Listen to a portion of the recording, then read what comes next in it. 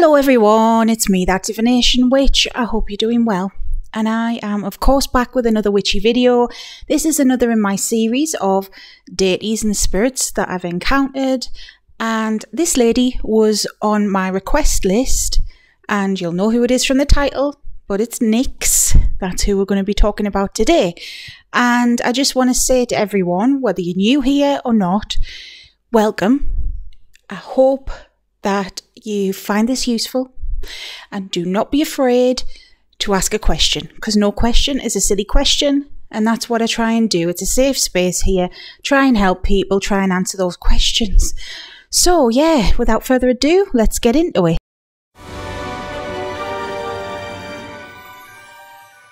And if you don't know who I am, hello, my name's Sarah. I hope you stick around. You're more than welcome to. And like I say, this is a witchy safe space where any questions welcome. No question's a silly question, so ask away. I've also got a link tree below if you're interested in supporting me that way. I have a shop and a Patreon where I do readings. So yeah, I'd be grateful if you could check it out. Thank you. I say to people all the time, you know, ask questions. Let me know if you've got a request. And yeah, it was requested for me to speak about Nyx, or as I call her, Lady Nyx. Who is she, first of all? So Nyx is the primordial goddess of the night, or the personification of the nighttime. She was one of the very first Titans to exist in Hellenic mythology and the Hellenic creation story. She was of the first generation because she is the personification of nighttime and darkness as a default. Now, she has a lot of children, and a lot of powerful children at that. To name a few, we've got Thanatos, arguably one of the most powerful, the god of the dead. We've got Eris, goddess of chaos. We've got Oisis, who I believe is the goddess of like sadness and misery and pain. But then we have Hypnos, the god of sleep, and plenty of others that I can't think of off the top of my head. But she is an important goddess because of where she falls within the generations, within the family tree. And as much as we need the daytime, we also need the nighttime. That's another one of her children, Hemera. I don't know if I'm pronouncing that right. Goddess of the day. So yes, she has a lot to answer for, but in a good way. And she is part of, well, the divine feminine, the way I put it. She is kind of a creator goddess in her own right. She's complex, a complex being.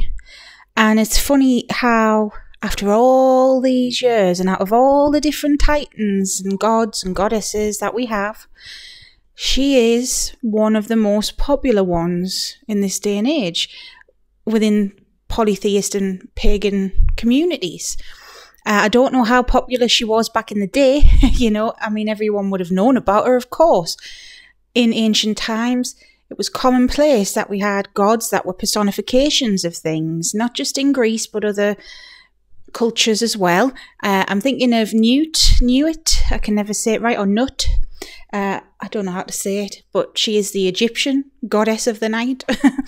You know, all different pantheons, different cultures had personifications for things. They gave it a human face kind of thing. So Nyx is the personification of something that is so natural, that is essential to daily life, and therefore she is very important to all of us. Whether you believe in her or not, we need the night as much as we need the day. It's the cycle of the world. We have day and night no matter what. The world keeps turning, and we'll always have day and we'll always have night as long as the world keeps turning and we keep existing as a planet. Now, my experience with Nyx, I've not worked with her, but I've met her several times, and it's pretty obvious I've met her because she was kind enough a few months back to share a channeled message for the collective. She came through for somebody on a deity confirmation, and then she stuck around and agreed to share that message. She gave me a personal message as well at the time, and I was so grateful for that as well. She didn't have to do that. But with this being my job per se, I'm in a very fortunate position that I do all these readings for people, and I get to meet deities and spirits of so many different cultures. I'm respectful, no matter what, even if it's a culture I'm not a part of, I'm respectful. I've got no reason not to be.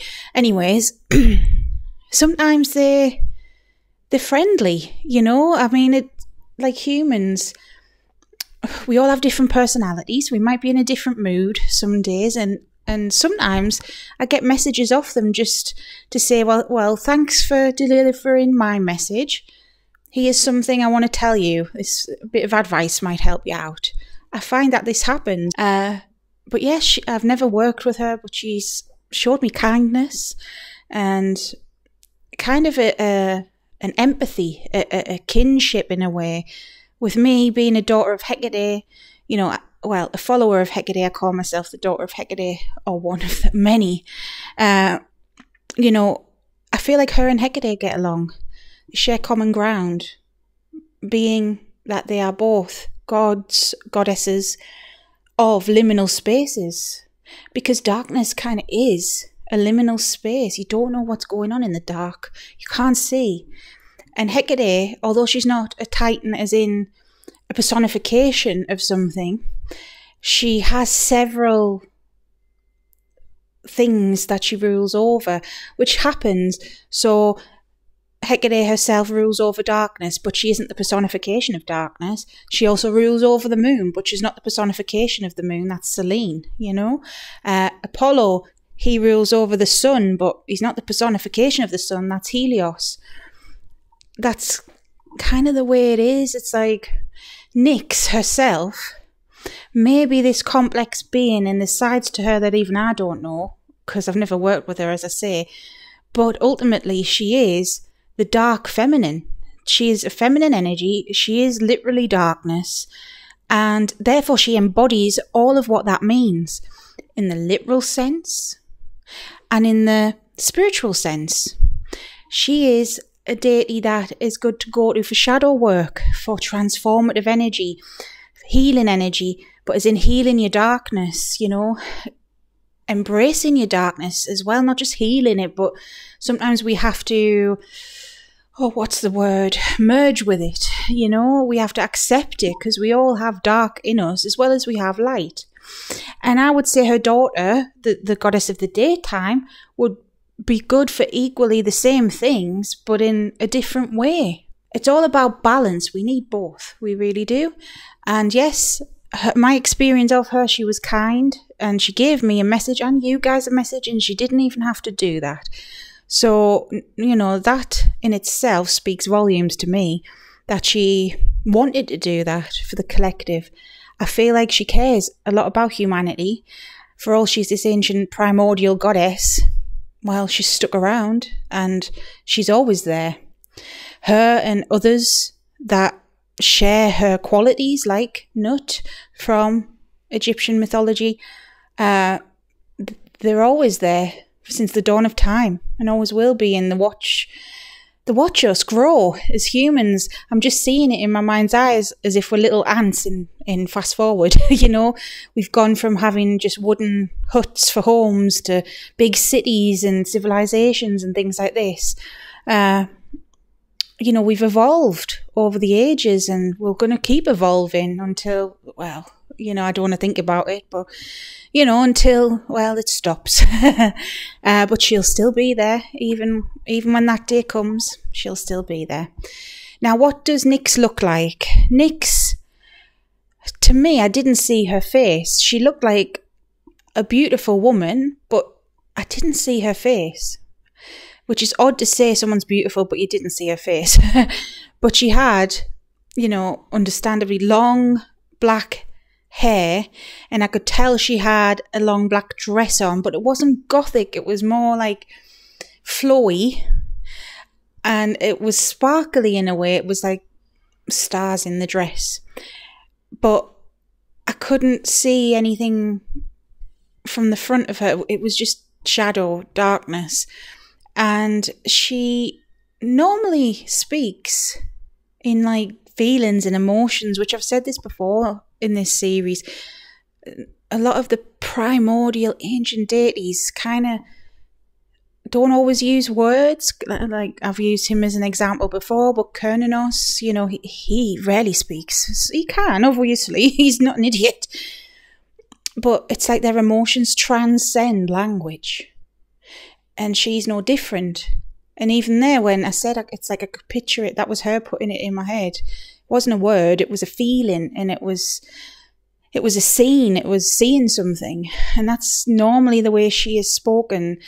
But she does use words when needed. Like when I've channeled her for the message on this channel, I've channeled her for other people. Hekate does the same, to be honest, when I come to think of it. I channel her quite frequently, and, you know, she uses words for that, of course, but a lot of the time I get a feeling. I don't need the words to know what she means. But Nyx is similar in that regard whenever I've spoke with her. And her energy, well, yes, it feels powerful, but it doesn't feel threatening or anything like that. You can tell she's so ancient. But at least to me, it may be different to other people, but at least to me, I know she's definitely, you know, no threat or anything like that. There are some deities that come through and their energy has me a bit on edge, even though, as long as I'm respectful, you know, any deity, if they're coming through for somebody, if I'm doing a reading for someone, I'm just the messenger. They're not going to shoot the messenger, as long as you're not a dick and you are respectful to them and polite to them and not rude. You know, make sure you're giving them attention adequately. And that's what I do when I do those readings. And sometimes when a deity comes through, I won't name names out of respect, but some are so intense and powerful, their energy, and it's very much, you feel on edge. You feel like, right, if I say, because I've got a bad attention span sometimes I've picked my phone up. For example, I'm doing a reading, I'm making notes, phone flashes with a notification, I pick it up. On more than one occasion, I've had a bit of a telling off of a deity, and not just one deity. So I'm mindful of that now. You know, I do have a bad attention span sometimes, I really do. And it's easy to get distracted, even when I'm in the middle of doing that. You know, your phone flashes, you pick it up. You're not trying to be rude. It's habit. You don't realise you're doing it. So some deities will not tolerate that. You know, I have learned that. But they're not going to smite me still. It doesn't mean they're nasty or going to, you know, I don't want to scare anyone. But Nyx wasn't like that. Very understanding. Although powerful, and I did show her respect, of course. I didn't feel like she would slap me for looking at my phone or something like that. And yeah, I feel her energy was also calming, very calming, for all of what she is, and some of her children are very calming, you know. She has some very powerful children, and I named a few there, both light and dark, you know. So yeah, I don't really know what else to say. It's funny that she's so popular again at this point in time, and probably why she was requested for me to talk about. Off the top of my head, offerings to her, I mean, it goes without saying, normally a dark candle. She likes the colour purple as well, not just black. Navy blues, I feel like that's a thing for her as well. I feel like she doesn't mind with regards to offerings, as to the level of offerings you give, because everyone's different. And I've spoke about offerings before. They don't always have to be physical things, and not everyone can afford to like give food to deities or, you know, buy them special things. You know, we've all got different financial situations. So I feel like a deity understands that. But whatever you do, if you can go outside at night, if you could even like pray to her at night, that's what I'm seeing, is somebody sitting outside on the grass in their garden or wherever and looking at the moon and thinking of her and just saying thank you. I feel like that goes a long way. Be safe, of course, if you are going outside. Don't go somewhere dodgy. But even in the winter, I'm seeing people like walking their dogs, doing things like that for her. Not necessarily the dogs thing. It's more like you're getting outside at night and embracing it. And I feel like she likes that, and just to show respect and be thankful, really. I feel there'll be more things that she likes that I am not aware of, because, like I say, I've never worked with her, and this is what I'm just picking up while I'm talking. But yeah, just be respectful and respect who and what she is, and, well, the planet we live on, the people we live around and with, and nature, I suppose. I feel like that's her message, because she's that ancient and part of nature.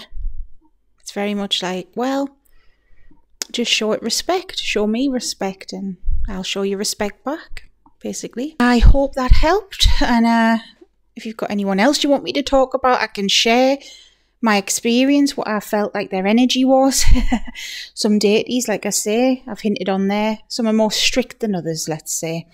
And I'm going to talk about one right off the bat of recording this, actually, because he did request it. So I'm going to talk about one. The deity himself requested it. And you'll see a stark contrast, I suppose. Anyways, until next time, stay safe, stay witchy. Bye.